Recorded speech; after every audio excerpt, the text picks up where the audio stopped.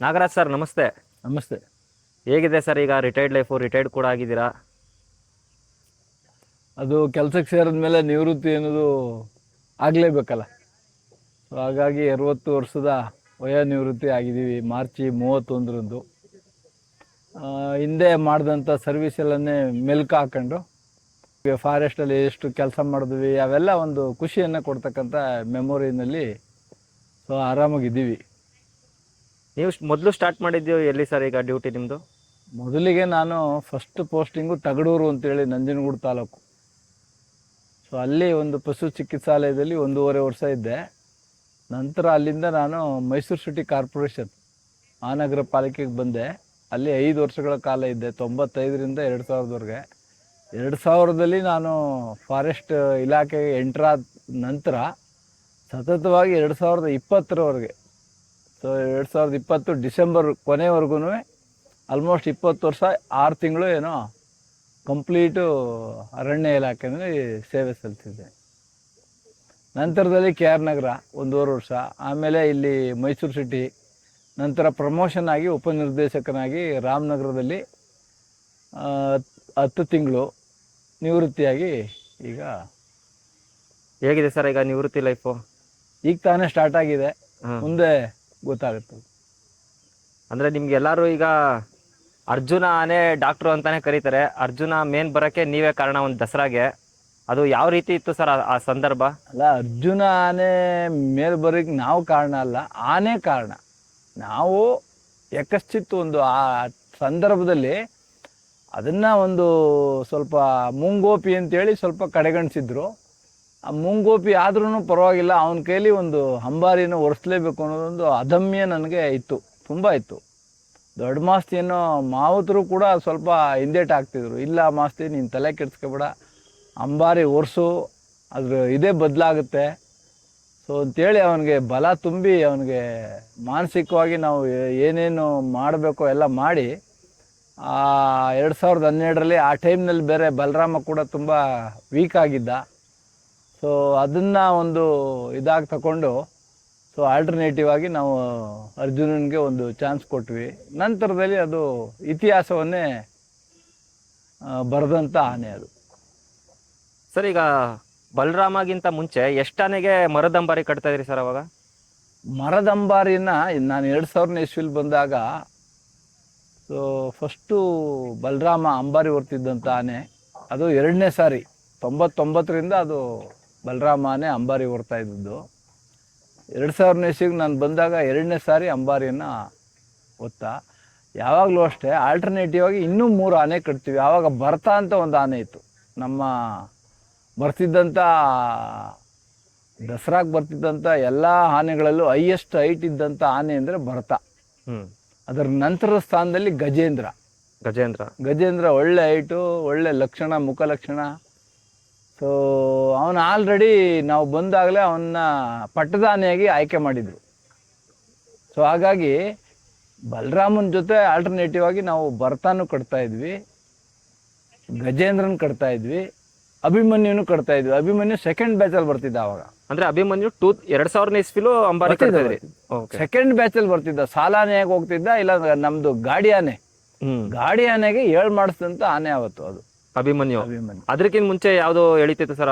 ಅದು ನನಗೆ ಅಷ್ಟು ಮಾಹಿತಿ ಇಲ್ಲ. ಇದು ನಾನು ಬರೋಕ್ಕೂ ಮೊದಲಿಂದನೂ ಎಳಿತಾ ಇತ್ತು.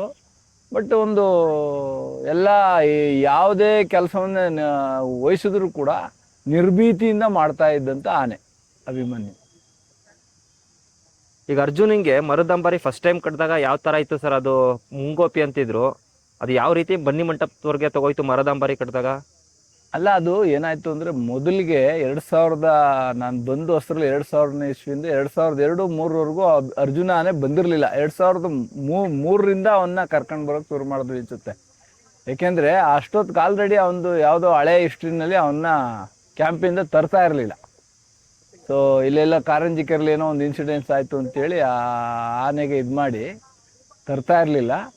2002ರಲ್ಲಿ ನಾನು ಮೊದಲೇ ಕೆಲವು ನಿಮ್ಮ ಯೂಟ್ಯೂಬರ್ಸ್ಗೂ ಕೂಡ ಕೊಟ್ಟಿದ್ದೀನಿ. ಅಣ್ಣೆ ಅನ್ನೋ DFO ನಮ್ಮ ಹುಣಸೂರು ವನ್ಯಜೀವಿ ವಿಭಾಗದಲ್ಲಿ ಇದ್ದಾಗ ಅವ್ರಿಗೆ ನಾವು ಮುಖತಃ ಭೇಟಿಯಾಗಿ ಕ್ಯಾಂಪಲ್ಲಿ ವಿಸಿಟ್ ಮಾಡಿದಾಗ ಬಳ್ಳೆ ಆನೆ ಶಿಬಿರದಲ್ಲಿತ್ತಲ್ಲ, ಸೊ ಆವಾಗ ಆನೆನ ನೋಡಿ ಅವ್ರಿಗೂ ಕನ್ವಿನ್ಸ್ ಆದರು. ಆನೆ ಅಂದ ಚಂದ ಹೈಟು ಎಲ್ಲ ನೋಡಿ ನಾನು ಹೇಳಿದೆ, ಸರ್ ಇದು ದಯಮಾಡಿ ಅಂಬಾರಿಗೆ ಸೂಕ್ತವಾದಂಥ ಆನೆ, ಅಟ್ಲೀಸ್ಟ್ ನಮಗೆ ಫ್ರಂಟಲ್ಲಿ ನೌಫತ್ ಆನೆ ಆಗಾರು ತಗೊಂಡೋಗೋಣ, ಇದನ್ನು ನೀವು ಕಳಿಸಿ ಸರ್, ಒಳ್ಳೆ ಗಜಗಾಂಭೀರ್ಯವಾಗಿ ನಡೀತಾನೆ ಇವನ್ನ ಅಂತ ಹೇಳಿದ್ಮೇಲೆ ಅವ್ರು ಕನ್ವಿನ್ಸ್ ಆಗಿ ಅವರು ದಸರಾಗೆ ಕಳಿಸಿದ್ರು. ಒಳ್ಳೆ ಡಿಸಿಷನ್ ತಗೊಂಡ್ರು ಆವಾಗ. ಸೊ ಏರ್ ಆಫೀಸರು ಅದಕ್ಕೆ ಪರ್ಮಿಷನ್ ಕೊಡದೇ ಇದ್ರು ಕೂಡ ಇವರು ಡಿಸಿಷನ್ ತಗೊಂಡು ಕಳಿಸ್ಕೊಟ್ರು. ಸೊ ಅಲ್ಲಿಂದ ಅದರದ್ದು 2003 ಏನೋ ಅದರದ್ದು ದಸರಾದಲ್ಲಿ ಮತ್ತೆ ಪಾರ್ಟಿಸಿಪೇಷನ್ ಮಾಡ್ತಾಯಿತ್ತು. ಆವಾಗ ಸ್ವಲ್ಪ ಒರಟುತನ ತುಂಬಾ ಇತ್ತು. ಯಾಕೆಂದರೆ ಆವಾಗ ಕೂಸ ಅನ್ನೋ ಮಾವುತ ಇದ್ದ. ಈಗಿದ್ದಂಥ ದೊಡ್ಡ ಮಾಸ್ತಿ ಆಗಲಿ ಈಗಿದ್ದಂಥ ವಿನು ಆಗಲಿ ಇರಲಿಲ್ಲ. ಆವಾಗ ಕೂಸ ಅಂತ ಇದ್ದ. ಸೊ ಕೂಸನ ಜೊತೆ ಇನ್ನೊಬ್ಬ ಮಾವುತ ಇದ್ದ, ಕವಾಡಿ ಇದ್ದ. ಸೊ ಅವರಿಬ್ಬರು ಅದನ್ನು ತರ್ತಾಯಿದ್ರು. ಆ ಕೂಸನಿಗೆ ಒಬ್ಬನಿಗೆ ಅದನ್ನು ಸ್ವಲ್ಪ ಕಂಟ್ರೋಲ್ ಇತ್ತು. ಅವನು ಕಂಟ್ರೋಲ್ ಇದ್ದರೂ ಕೂಡ ಸ್ವಲ್ಪ ಒರಟುತನ ಇತ್ತು. ನಾವಿಲ್ಲಿ ತಂದು ಅದಕ್ಕೆ ಭಾರವನ್ನು ಏರಲಿಕ್ಕೆ ಅಂತ ಹೋದಾಗ ತೊಟ್ಲು ಕಟ್ಟುವಾಗಲೇ ಆಗಲಿ ಹಗ್ಗ ಬಿಗಿಯುವಾಗಲೇ ಅಲ್ಲಲ್ಲೇ ಕಾಲಲ್ಲಿ ಒದೆಯೋದು ಮಾಡೋದು ಮಾಡ್ತಾಯಿದ್ದ ಅವನು. ಯಾರನ್ನೂ ಹತ್ರಕ್ಕೆ ಸೇರಿಸ್ತಿರ್ಲಿಲ್ಲ. ನಾವು ಅಷ್ಟು ಈಸಿಯಾಗಿ ಹತ್ರಕ್ಕೆ ಹೋಗೋಕ್ಕಾಯ್ತಿರಲಿಲ್ಲ. ಮಾವುತ ಜೊತೆಲಿದ್ರೆ ಮಾತ್ರ ಸ್ವಲ್ಪ ಹತ್ರ ಹೋಗಿ ಮಾತಾಡ್ಸೋದು ಹಿಂಗೆಲ್ಲ ಮಾಡ್ತಾಯಿದ್ವಿ. ಮಾವುತನ ಕವಾಡಿನ ಬಿಟ್ಟು ಯಾರೇ ಅದು ಇಲ್ಲದೆ ಇದ್ದಾಗ ಹತ್ರಕ್ಕಂತೂ ಅದು ಯಾರನ್ನೂ ಸೇರಿಸ್ತಿರ್ಲಿಲ್ಲ. ಸೊ ಅಷ್ಟು ಇದಿತ್ತು. ನಂತರದ ದಿನಗಳಲ್ಲಿ ಏನಾಯಿತು, ಕೂಸ ಮತ್ತಿಗೋಡಿಗೆ ಟ್ರಾನ್ಸ್ಫರ್ ಆಗೋದ. ಸೊ ಆವಾಗ ದೊಡ್ಡ ಮಾಸ್ತಿ ಅನ್ನೋರಿಗೆ ಈ ಆನೆಯನ್ನು ಕೊಟ್ಟರು. ದೊಡ್ಡ ಮಾಸ್ತಿಗೆ ಆನೆಗೆ ಅವನ ಕಂಟ್ರೋಲ್ಗೆ ಹೋದ ನಂತರ ಆನೆ ತುಂಬ ಸಾಧು ಆಗ್ತಾ ಬಂತು. ಯಾಕೆಂದರೆ ಅವನು ಯಾರು ಸೇರಿಸ್ತಾ ಇದ್ದಂಥ ಆನೆ ಅವ್ರ ಮನೆಗೆ ಹೋಗಿ ಬಳ್ಳೆನಲ್ಲಿ ಅವ್ನಿಗೇನು ಕ್ವಾರ್ಟರ್ಸ್ ಕೊಟ್ಟಿದ್ರು ಆ ಮನೆಗೆ ಹೋಗಿ ಅವ್ರ ಮನೆಯಲ್ಲಿ ಅವ್ರ ಮನೆ ಹೆಂಗಸರಿಂದನೇ ಮುದ್ದೆ ಇಸ್ಕೊಂಡು ತಿನ್ನೋದು. ಸೊ ಅವೆಲ್ಲ ಮಾಡ್ತಾ ಬಂತು. ಅದು ಸ್ವಲ್ಪ ತುಂಬ ಡೊಸೈಲ್ ಮಾಡ್ತಾ ಬಂದ ಮಾವುತ. ನಂತರದಲ್ಲಿ ಅದಕ್ಕೆ ಈ ಒದೆಯೋ ನಮ್ಮ ದಸರಾಗೆ ಬಂದಾಗ ಈ ಒದೆಯೋ ಕ್ಯಾರೆಕ್ಟ್ರು ಅವೆಲ್ಲ ಕಡಿಮೆ ಆಗ್ತಾ ಬಂತು. ಸೊ ಹಾಗೆ ಅದನ್ನ ಪಳಗಿಸಿ ಕೊನೆಗೆ 2012ರಲ್ಲಿ ಬಲರಾಮ ಆನೆ ಯಾವಾಗ ಕೃಷವಾಯಿತು ಆಗಲೂ ಕೂಡ ಒಂದು ಕಮಿಟಿ ಮಾಡಿದರು. ಚೆಟ್ಟಿಯಪ್ಪನವ್ರು ಇದ್ದರು, ಮತ್ತು ನಮ್ಮ DCF ಒಬ್ಬರಿದ್ದರು, ಕರುಣಾಕರ್ ಅಂತನೂ ಏನೋ ಇದ್ದರು, ಅವ್ರ ಹೆಸರು ಏನೋ ಇದೆ.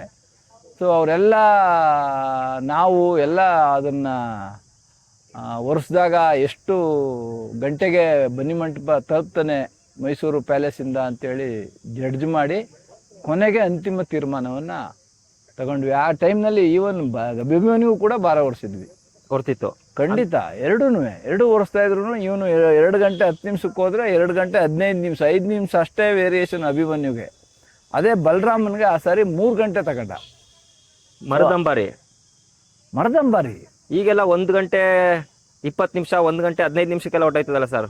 ಅಲ್ಲ ಅದು ಇಲ್ಲ, 2 ಗಂಟೆ ಮಿನಿಮಮ್. ಆ ಪ್ರೊಸೆಷನ್ ನಾವೆಲ್ಲ ಕಡೆ ನಿಲ್ಸ್ಕೊಂಡು ಹೋಗ್ಬೇಕಲ್ಲ. ಪ್ರೊಸೆಷನ್ ಹೇಳ್ತಾ ಇದ್ದೀರಾ? ಅದು ಮಾಮೂಲಿ ಮರದಂಬಾರಿ ಅಲ್ಲ. ಅದು ಹೋಗೋ ಸಹಜ ಇರ್ತದೆ. ಪ್ರೊಸೆಷನ್ ಹೋಗುವಾಗ ನಾವು ನೋಡ್ಕೋಬೇಕು. ಹೌದು, 2 ಗಂಟೆ ಮಿನಿಮಮ್ 2:10 ಆಗೇ ಆಗುತ್ತೆ. ನಾವು ನೇರ ಕರ್ಕೊ ಹೋದ್ರೆ ಅವನು 1:15 ಗಂಟೆಗೆ ಹೋಗ್ತಾನೆ. ಸೊ ಆ ಥರದ ಇದರಲ್ಲಿ ಆವಾಗ 2012ರಲ್ಲಿ ಅವನಿಗೆ ಒಂದು ಚಾನ್ಸನ್ನು ಕೊಟ್ಟು ಸೊ ಅಂತಿಮವಾಗಿ ಅವನ್ನ ಅಂಬಾರಿ ಕಟ್ಟಿದ್ವಿ. ಸ್ವಲ್ಪ ಒರಟುತನ ಇದ್ರೂ ಕೂಡ. ಸೊ ಅಂಬಾರಿ ಚಿನ್ನದ ಅಂಬಾರಿ ಬಿದ್ದ ಮೇಲಂತೂ ಕಂಪ್ಲೀಟ್ ಅದರ ಚಿತ್ರಣನೇ ಬದಲಾಯ್ತಾ ಬಂತು. ತುಂಬ ಸಾಧು ಆಗೋದ. ಮಾವುತನಿಗೆಲ್ಲ ತುಂಬ ಕಂಟ್ರೋಲಿಗೆ ಸಿಕ್ತ. ನಾವು ಆನೆ ಹೊಟ್ಟೆ ಒಳಗಡೆ ಎಲ್ಲ ಕೆಳಗಡೆ ಎಲ್ಲ ಓಡಾಡ್ಲಿಕ್ಕೆ ಶುರು ಮಾಡಿದ್ವಿ. ಅಷ್ಟು ಹತ್ರ ಬಿಟ್ಕೊಂಡ ಅವನು ಬೇರೆಯವ್ರನ್ನೂ ಕೂಡ. ಸೊ ಅದು ಆ ದೃಷ್ಟಿನಲ್ಲಿ ನೋಡಿದ್ರೆ ಅದು ಕಂಪ್ಲೀಟ್ ಬದಲಾವಣೆ ಆಗೋದ. ಅವಾಗ ಈಗ ಅರ್ಜುನನ್ ಕರ್ಕೊಬಂದಾಗ ನಿಮ್ಮ ಮೇಲೆ ಎಷ್ಟು ಪ್ರೆಷರ್ ಇತ್ತು ಸರ್? ಈಗ ನೀವೇ ಅದನ್ನ ಒಂಥರ ರೆಕಮೆಂಡ್ ಮಾಡಿ ಕರ್ಕೊಬಂದಂಗೆ ಆಯ್ತು. ಅದು ಅಂದ್ರೆ ನಿಮ್ಮ ಮೇಲೆ ಎಷ್ಟು ಪ್ರೆಷರ್ ಇರ್ತದೆ? ಪ್ರೆಷರ್ ಇದ್ದೇ ಇರ್ತದೆ. ಪ್ರೆಷರ್ ಇದ್ರೂ ಕೂಡ ನಮ್ಗೇನಂದ್ರೆ ಒಂದು ಆ ಆನೆ ಮೇಲೆ ಒಂದು ಏನೋ ಒಂದು ಧೈರ್ಯ. ನಮ್ಗೆ ಆನೆ ಹೊರಡ್ತಾನೆ ಇದ್ರು ಕೂಡ ಅದು ವಹಿಸಿದಂತ ಕೆಲಸನ ಮಾಡಿಸ್ತಾನೆ ಯಾರು? ಮಾವುತ. ಮಾವುತನ ಮೇಲೆ ನಂಬಿಕೆ. ಇವು ನಮ್ಗೇನ್ ಮಾಡ್ತವೆ, ಒಂದು ಚಾನ್ಸ್ ತಗೋಂತ ಒಂದು ಎಲ್ಲೋ ನಮಗೆ ಮನ್ಸಲ್ಲಿ ಹೇಳ್ತಾ ಇರ್ತದೆ, ಒಂದು ಚಾನ್ಸ್ ತಗೋ, ಚೆನ್ನಾಗಿದೆ ಆನೆ, ನೋಡೋಣ. ರಿಸ್ಕು ಯಾವುದ್ರಲ್ಲಿ ಇಲ್ಲ. ರಿಸ್ಕು ನೀವು ಯಾವ್ದು ತಗೊಂಡ್ರು ರಿಸ್ಕ್ ಇದ್ದೇ ಇರ್ತದೆ. ನಾವು ಒಂದು ಅಂದಾಜ್ ಮೇಲೆ ಆನೆಯ ಗುಣಲಕ್ಷಣಗಳು, ಅದರದ್ದು ಎತ್ತರ, ಸಮತಟ್ಟಾದ ಬೆನ್ನು, ನಾವು ಈ ಕೆಲವೆಲ್ಲ ಐಟಮ್ಸ್ ನಾವು ನಡೀತಕ್ಕಂಥ ರಾಜ ಗಾಂಭೀರ್ಯತೆ ಇವುಗಳನ್ನ ನೋಡಿ ನಾವು ಸೆಲೆಕ್ಟ್ ಮಾಡಬೇಕು ಹೊರತು ಒಂದು ಸ್ವಲ್ಪ ಮುಂಗೋಪಾಯದಿಂದ ಒಂದು ಮಾತ್ರಕ್ಕೆ ನಾವು ಅವನನ್ನು ಎಷ್ಟರ ಮಟ್ಟಿಗೆ ಕಡೆಗಣಿಸು ಸರಿ ಅಂತೇಳಿ ಒಂದು ಒಂದು ಚಾನ್ಸ್ ತಗೊಂಡ್ವಿ ಅವಾಗ. ಅದಕ್ಕೆಲ್ಲ ನಮ್ಮ ಚೆಟ್ಟಿಯಪ್ಪನವ್ರ ಸಹಕಾರ ಮತ್ತು ನಮ್ಮ ಆಗಿದ್ದಂಥ DCF ಅವರು ಕೂಡ ಡಿಸಿಷನ್ ತಗೊಂಡದ್ದು ತುಂಬ ಚೆನ್ನಾಗಿತ್ತು ಅವಾಗ. ಈಗಲೂ ಅರ್ಜುನನ್ ವಿಡಿಯೋ ಬಂದರೆ ನಿಮ್ಮ ವಾಯ್ಸ್ ಹಾಕೋದು ಸರ್. ಸುಮಾರು ಕಡೆ ಎಲ್ಲ ಸೋಷಿಯಲ್ ಮೀಡಿಯಾದಲ್ಲಿ ಅರ್ಜುನನ್ ಗತ್ತು ಗಾಂಭೀರ್ಯ ಅಂತ ಹೇಳ್ತೀನಿ ನೋಡಿ. ಖಂಡಿತ ಅದ್ರ ಬಗ್ಗೆ ನನಗೆ ಅಂಬಾರಿ ಆನೆ ಅಂದರೆ ನಾನು ಇವತ್ತಿಗೂ ನೆನೆಸ್ಕೊಳ್ಳೋದು ಅರ್ಜುನ. ಯಾಕೆಂದರೆ ಆ ನಡಿಗೆ, ಆ ಮುಖ ಎತ್ತಿ ನಡೆಯೋ ಲಕ್ಷಣ ಇದೆಯಲ್ಲ, ಅದು ಇವನ್ ಅಭಿಮನ್ಯುನಲ್ಲೂ ಇದೆ. ಏನಂದ್ರೆ ಇವನು ಹೈಟಲ್ಲಿ ಸ್ವಲ್ಪ ಹೈಟ್ ಕಡಿಮೆ, ಅದು ಬಿಟ್ರೆ ನಡೆಯೋ ಸ್ಟೈಲು ಮತ್ತೊಂದು ಇವಂದೇ ಆದ ಒಂದು ರೀತಿ ನೀತಿ ಇದೆ ಅಭಿಮನ್ಯು, ತುಂಬ ಚೆನ್ನಾಗಿದೆ. ಈಗ ದಸರಾ ಆದ್ಮೇಲೆ ಕಾರ್ಯಾಚರಣೆಗಳಿಗೆ ಯಾವ ರೀತಿ ಭಾಗವಹಿಸಿತ್ತ ಸರ್ ಅರ್ಜುನ? ದಸರಾ ಆದಾಗ ಸಾಮಾನ್ಯವಾಗಿ ಹಿಂದೆ ಎಲ್ಲ ನಾವು ಬಲರಾಮನೇ ಅಂಬಾರಿ ಹೊರ್ತಿದ್ದ ಸ್ವಯಂಲ್ಲಿ ದಸರಾ ಬಿಟ್ಟು ಬೇರೆ ಕೆಲಸಕ್ಕೆ ಯಾವುದಕ್ಕೂ ನಾವು ಅದನ್ನು ಉಪಯೋಗಿಸ್ತಿರ್ಲಿಲ್ಲ, ಕಾರ್ಯಾಚರಣೆಗಳಿಗೆ ಉಪಯೋಗಿಸ್ತಿರ್ಲಿಲ್ಲ. ನಂತರದಲ್ಲಿ ಏನಾಯ್ತು ಅಂದರೆ ಅವಾಗೆಲ್ಲ ಕ್ಯಾಪ್ಚರ್ ಕಡಿಮೆ ಇತ್ತು, ವರ್ಷಕ್ಕೆ 1-2 ಹಿಡಿತಾ ಇದ್ರಲ್ಲ, ಹಂಗಾಗಿ ಅಂಬಾರಿ ಆನೆ ಬಿಟ್ಟು ಉಳಿದಂಥ ಆನೆ ತಗೊಂಡು ಹೋಗ್ತಿದ್ವಿ. ಅರ್ಜುನನು ಬರ್ತಿದ್ದ, ಅಭಿಮನ್ಯು ಅಂತೂ ಹೀರೋ, ಅವನು ಬರಲೇಬೇಕು, ಅವನದೇ ನೇತೃತ್ವ ಅಲ್ಲಿ. ಹರ್ಷ, ವಿಕ್ರಮ, ಆಮೇಲೆ ಗಜೇಂದ್ರ ಬರ್ತಿದ್ದ, ಭರತ ಬರ್ತಿದ್ದ, ಎಲ್ಲ ಆನೆಗಳು ಬಂದಿವೆ. ನಮ್ಗೇನಂದ್ರೆ ಆ ಟೈಮ್ನಲ್ಲಿ ಹಿಡಿತಕ್ಕಂಥ ಆನೆಗಳ ಸಂಖ್ಯೆಗಳ ಮೇಲೆ ನಾವು ತಗೊಂಡು ಹೋಗ್ತಾ ಇದ್ವಿ. ಸಾಮಾನ್ಯವಾಗಿ ಸೊ ಒಂದು ಕ್ಯಾಪ್ಚರ್ ಆಪ್ರೇಷನ್ ಅಂದರೆ 4-5 ಅಂತೂ ಕಂಪಲ್ಸರಿ ಬೇಕೇ ಬೇಕು. ಅಂದರೆ ಆಗೆಲ್ಲ ಫಿಕ್ಸ್ ಅಂದರೆ ಅರ್ಜುನ, ಅಭಿಮನ್ಯು, ಗಜೇಂದ್ರ, ವಿಕ್ರಮ, ಕೃಷ್ಣ, ಭರತ. ಕೃಷ್ಣ ಆನೆನೂ ಒಳ್ಳೆ ಹೆಸರಿತ್ತಲ್ಲ ಸರ್ ಆವಾಗ ಇತ್ತು. ಹೌದು, ಅದು ಇತ್ತು. ಆಮೇಲೆ ಇನ್ನೂ 2 ಆನೆ ಇವೆ, ಪ್ರಶಾಂತ ಅದು ಕೂಡ ಬರ್ತಾ ಇತ್ತು. ಬಟ್ ನಾನು ಹೇಳಿದ್ನಲ್ಲ, ಸಿಚುವೇಶನ್ಗೆ ತಕ್ಕಂತೆ ಈಗ ಯಾವುದೋ ಕಾರ್ಯಾಚರಣೆಯಲ್ಲೋ ಯಾವುದೋ ಒಂದು ಸ್ಕೇರ್ ಮಾಡಲಿಕ್ಕೋ ಇನ್ಯಾತ್ಕೋ ಉಪಯೋಗಿಸ್ಕೊಂಡಿರ್ತಾರೆ. ಆ ಟೈಮ್ನಲ್ಲಿ ಅವೈಲಬಿಲಿಟಿ ಏನಿರ್ತವೆ, ಸೊ ಅಂತ್ಯವನ್ನ ನಾವು ತಗೊಂಡೋಗಿ ಕಾರ್ಯಾಚರಣೆ ಮಾಡ್ತಾಯಿದ್ವಿ.